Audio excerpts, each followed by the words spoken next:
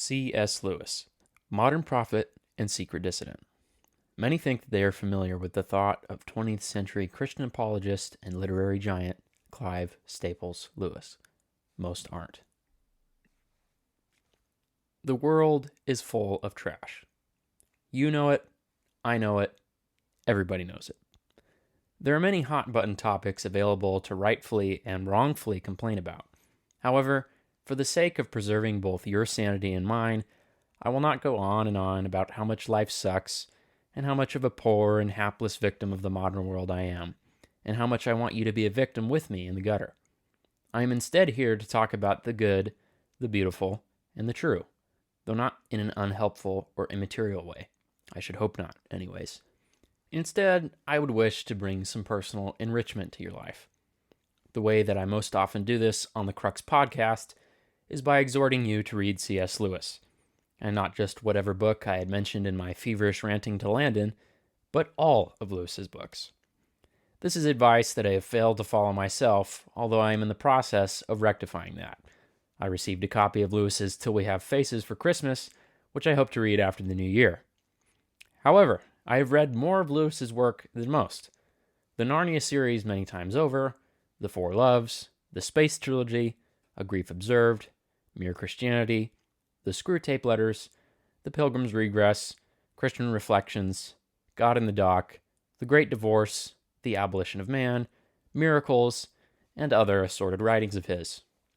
I may not be an academic, yet, unfortunately for you, and I may not be a very smart man, but I know C.S. Lewis, and I'm here to tell you that you're probably reading him wrong.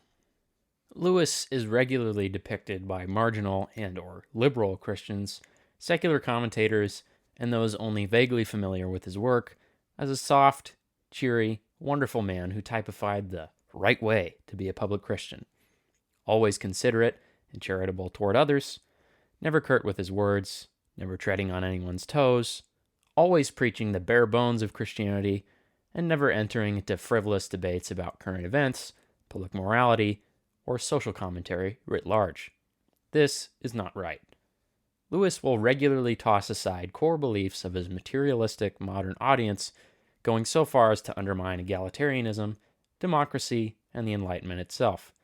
The only reason that uncritical readers do not notice is because Lewis only does so while offering concessions, a point I will hit on later. Unfortunately, this is actually a rather common pattern with Lewis. He is misread and accused of being a Protestant and borderline atheist subversive by extremely traditional Catholics, hoping to be more traditional than Tolkien, a tall task indeed, and of being a crypto-papist by 5-point ultra-Calvinists. As I alluded to beforehand, he is even accused of being a bleeding-heart liberal, or a socialist, or perhaps even worse, a libertarian. This pattern is not unique to our friend Clive, or Jack, as he would prefer. Many authors much more widely read than Lewis, like Plato, Shakespeare, or Nietzsche, are often twisted by dishonest readers who are looking for an ally to aid in supplying their cause with intellectual ammunition. Everyone has met this sort of person before, and some people even do it with the Holy Scriptures. Wolves and snakes, as they say. However, many well-intentioned people misread Lewis in one of the aforementioned ways, so I thought it necessary to take the time to explain why he is so often misread and show that many of his ways of thinking do not just undermine his harshest critics, but also offer hidden messages to unlikely allies. Reading Lewis correctly. Jack Lewis comes off to most as the wholesome, perpetually charitable, beloved children's author, primarily because of his style of writing. And what sort of writing it is. From the very first time I read the Narnia books as a child, I have been enchanted with his writer's voice. He writes so humbly, so lowly, in an attempt to make himself a near non-entity in his own writing, and yet writes with more wisdom and a tighter grasp of worldly knowledge than the vast majority of his 20th century contemporaries. This is also probably the primary reason he is misread so often, because his default is to be deferential. For example, in Mere Christianity, Lewis repeats over and over again that he is not a theologian, and that you should go and ask your priest or pastor about every idea that he expresses. They are the real experts, after all. He pretends to be an amateur in order to avoid self-aggrandizement, and as a result comes off as charming to most who take the time to read it. Lewis's deferential and humble writing style has an additional benefit or drawback, depending upon how you look at it.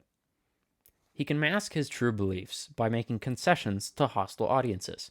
This was the point I had mentioned earlier that I will contemplate a bit more deeply here. Lewis will throw out all sorts of statements meant to throw modern audiences, especially his embattled, embittered, and atheistic post-war British audience, off the scent of his anti-modernism. Let's go over the most prominent example of this phenomenon so you know that I'm not selling you snake oil. Lewis is famously quoted as saying, "I am a Democrat because I believe in the fall of man," which people take at face value. They will also note that in Mere Christianity, he says, quote, "Immortality makes this other difference, which, by the by, has a connection with the difference between totalitarianism and democracy. If individuals live only 70 years, then a state, or a nation, or a civilization, which may last for 1,000 years, is more important than an individual. But if Christianity is true, then the individual is not only more important, but incomparably more important, for he is everlasting, and the life of a state or a civilization compared with his is only a moment." Such people claim that Lewis championed democracy, and fail to read passages like these in the full light of his body of work. Lewis, in these passages, is only showing the reader that he is a normal man, too, that he believes what his audience believes.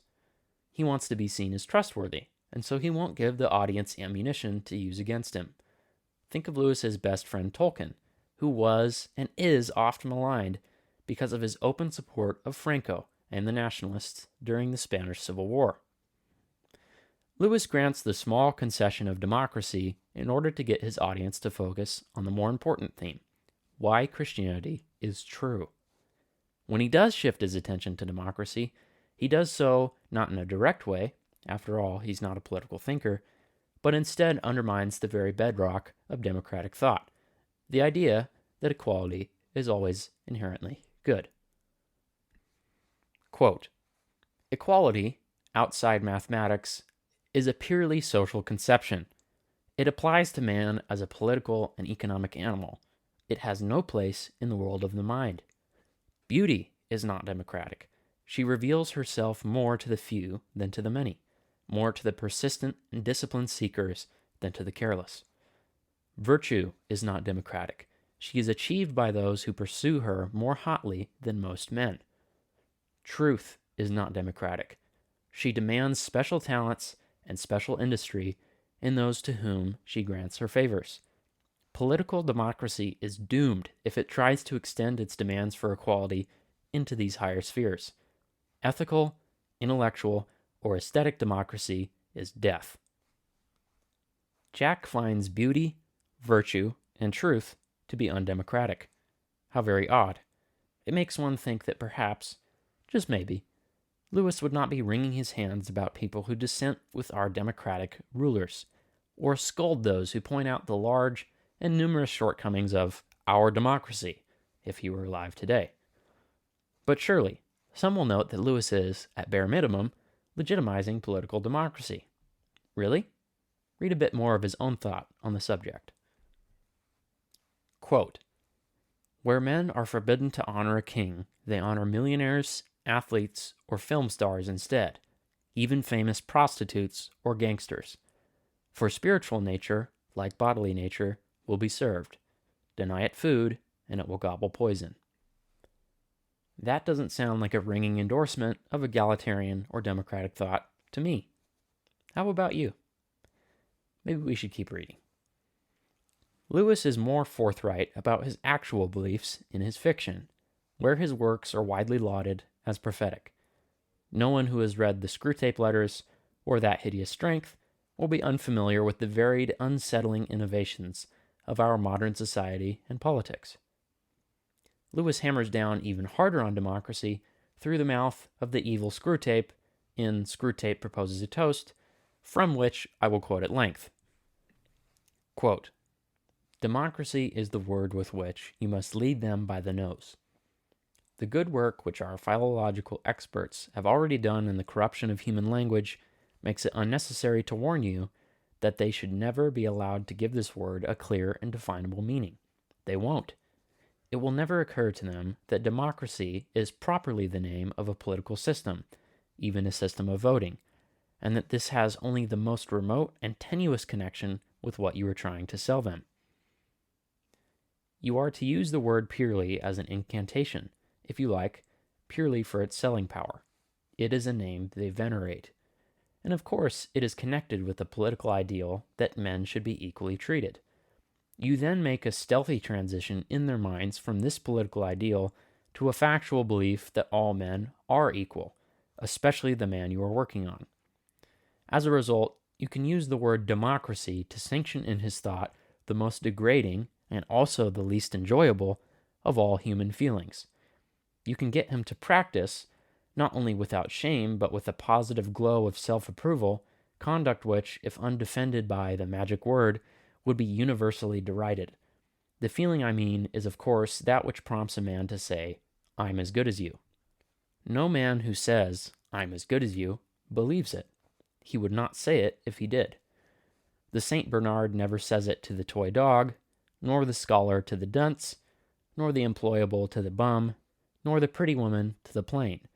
The claim to equality, outside the strictly political field, is made only by those who feel themselves to be in some way inferior. Now, this useful phenomenon is in itself by no means new. Under the name of envy, it has been known to the humans for thousands of years.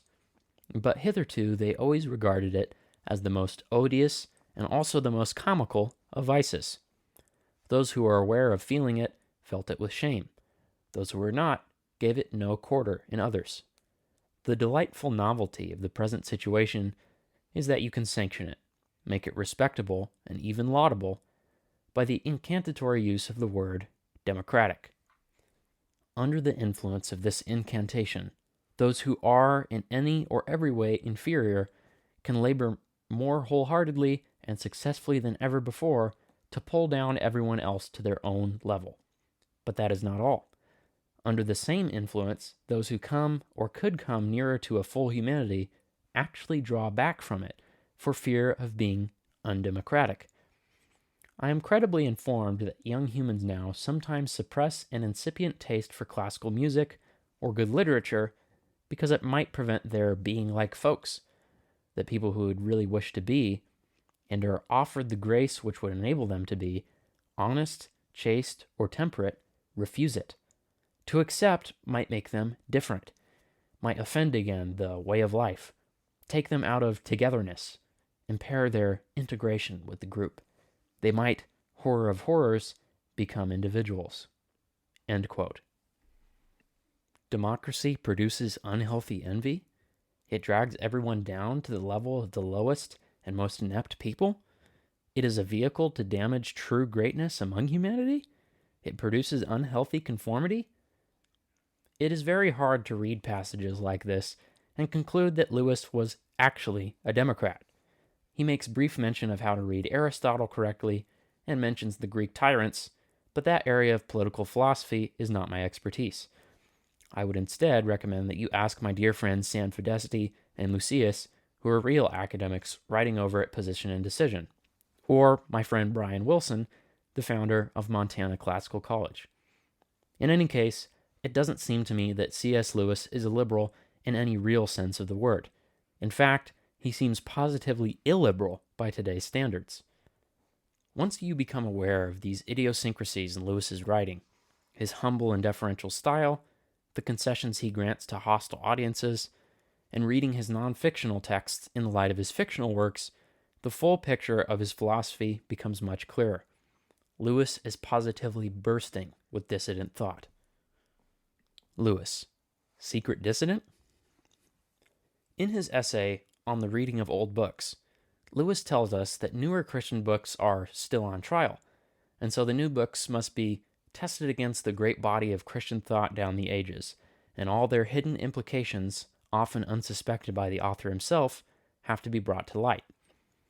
Now that his books are old enough, I happen to think so anyway, it's far easier to see the obvious and hidden implications of his works. There are at least 5 flavors of progress that Lewis criticizes in his writing over and over again. We have already discussed the overextension of democratic thought.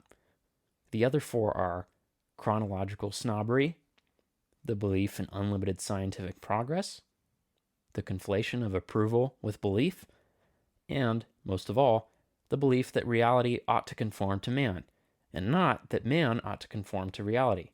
Let's go over them, one by one. 1. Chronological snobbery. Lewis coined the term chronological snobbery in his autobiography.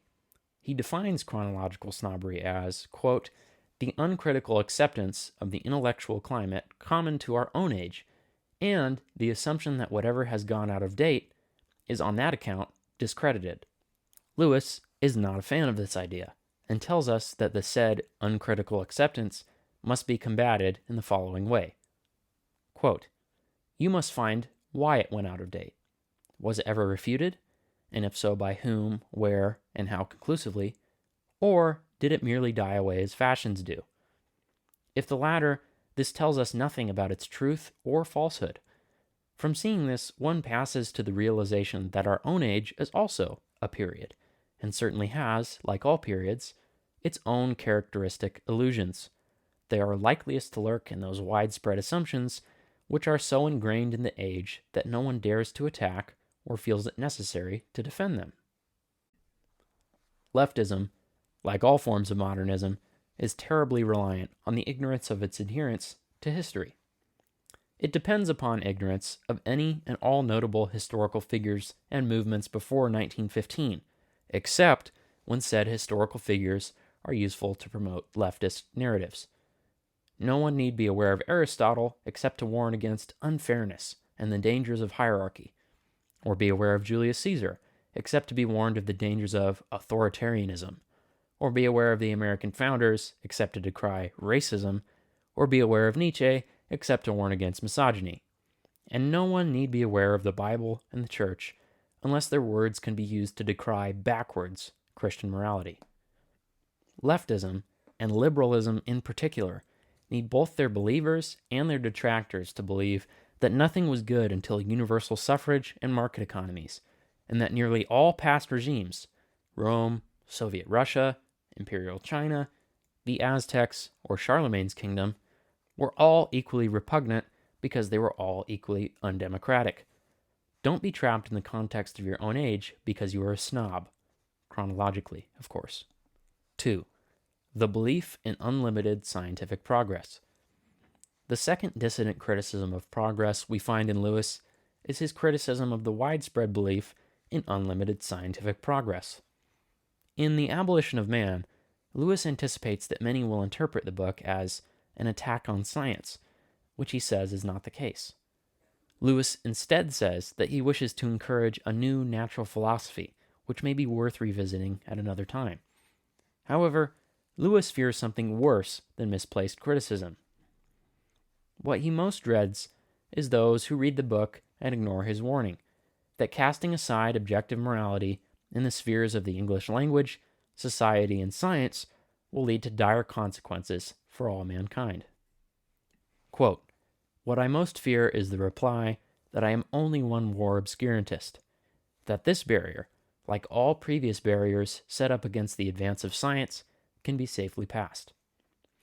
Such a reply springs from the fatal serialism of the modern imagination, the image of infinite unilinear progression, which so haunts our minds. Read that last sentence again. Quote, the fatal serialism of the modern imagination, the image of infinite unilinear progression, which so haunts our minds. This is Lewis attacking the myth of progress itself through one of progress's proxies, scientific innovation. The image of infinite unilinear progression dovetails nicely with his idea of chronological snobbery, and there is a passage in God in the Dock where the two ideas come together. Lewis says that his youngish modern British audience, quote, did not really believe that we have any reliable knowledge of historic man, but this was often curiously combined with a conviction that we knew a great deal about prehistoric man. Doubtless because prehistoric man is labeled science, which is reliable, whereas Napoleon or Julius Caesar is labeled as history, which is not. Thus, a pseudo-scientific picture of the caveman and a picture of the present filled almost the whole of their imaginations. Between these there lay only a shadowy and unimportant region in which the phantasmal shapes of Roman soldiers, stagecoaches, pirates, knights in armor, highwaymen, etc. moved in a mist. I had supposed that if my hearers disbelieved the Gospels, they would do so because the Gospels recorded miracles. But my impression is that they disbelieved them simply because they dealt with events that happened a long time ago, that they would be almost as incredulous of the Battle of Actium as of the resurrection, and for the same reason. This stated belief in the ultimate supremacy and constant march of scientific progress describes modern leftism to a T. Leftists always use words like archaic and medieval as insults, and in this specific context, describe their opposition as anti-science. Those who were nobly opposed to the shot, but made slobbering attempts to convince leftists that the shot was unsafe based upon scientific grounds, miss this point. Leftists are not actually pro-science, which is only the process of measuring data in a repeatable way. They use the science, or the word scientific, to roughly equal current thinking.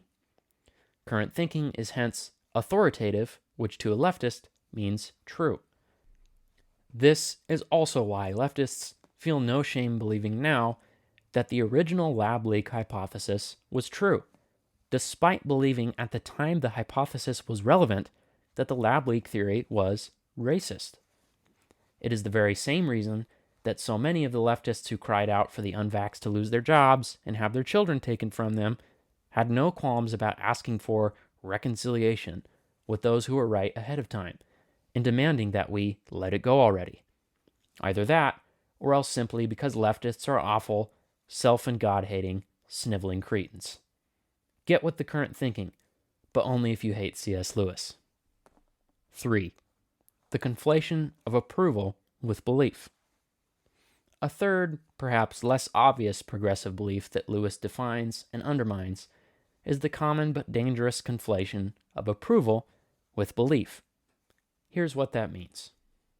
Quote, "In lecturing to popular audiences, I have repeatedly found it almost impossible to make them understand that I recommend Christianity because I thought its affirmations to be objectively true.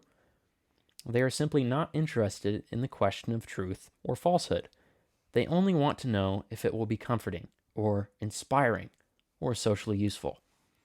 In English, we have a peculiar difficulty here because in popular speech, believe in has two meanings. A, to accept as true, B, to approve of. For example, I believe in free trade. Hence, when an Englishman says he believes in, or does not believe in, Christianity, he may not be thinking about truth at all. Very often, he is only telling us whether he approves or disapproves of the church as a social institution. Approval and belief cannot really mean the same thing. If I say, I approve of the sun's orbit, I am not really making much sense. But if I say, I believe in the sun's orbit, then I am making an assent to the idea that the sun orbits. Liberals, right and left, but especially feminists, make this mistake all the time when dialoguing with genuine right-wingers, especially Christians.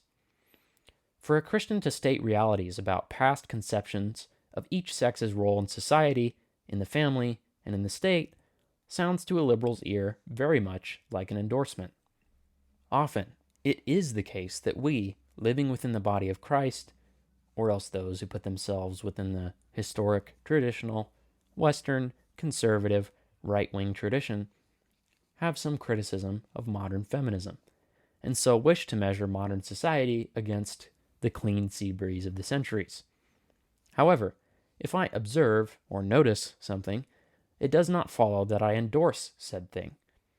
I could merely be telling you about the conditions and ideologies that arose in, say, Europe in the 19th century, but it does not follow that I am a lover of either Nicholas II or Bismarck. In political conversation, make sure to clarify in your own mind whether you are saying that you believe that something is true or whether you approve of something that you think is good. Evaluate other statements in this way as well, and you may become a more erudite political participant. 4. The belief that reality ought to conform to man's wishes. At the ending of The Abolition of Man, Lewis offers an interesting contrast between science and magic. Quote, "The real story of the birth of science is misunderstood. You will even find people who write about the 16th century as if magic were a medieval survival and science the new thing that came in to sweep it away. Those who have studied the period know better. There was very little magic in the Middle Ages. The 16th and 17th centuries are the high noon of magic. The serious magical endeavor and the serious scientific endeavor are twins. One was sickly and died, the other strong and throve. But they were twins. They were born of the same impulse.